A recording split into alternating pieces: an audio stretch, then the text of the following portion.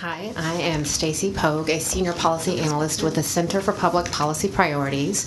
We're a nonprofit organization that uses data and analysis to try to advocate for policies that will help Texans from all backgrounds reach their full potential.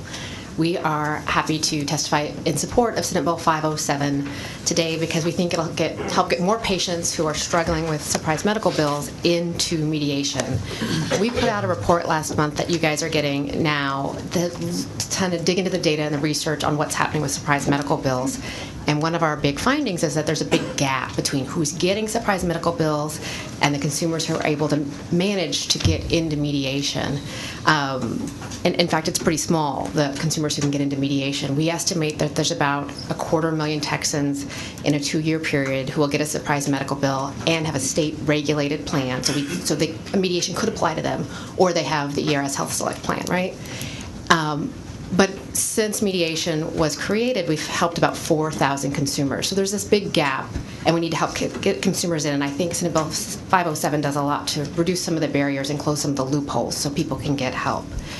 And then in the rest of the report, what we have is some findings on how extensive surprise medical billing is across the state, especially in emergency care, and information on recent national studies that show the problem is even worse in Texas than in many other states. So I think the important part from a consumer perspective is that even the savviest consumer can't avoid a surprise medical bill, even if they're trying hard to, even if they're a physician who understands it or an insurance company CEO. And that makes the consumers feel like the system's rigged, right? When you can't make sure you make decisions and get in-network care at all points, and then the remedy available to you is only available to you when you have to cross a bunch of hurdles to get to it. So that's why we've appreciated Senator Hancock's consistent work on this mediation program to set it up and to keep improving it and keep making it more consumer friendly because consumers need that kind of assistance, and mediation's really working for them. So thank you, and if you have any questions, I'm happy to answer them. Members, any questions? I would like to thank you all for, I know you're not all accustomed to working together, and so number one, thank you for working together.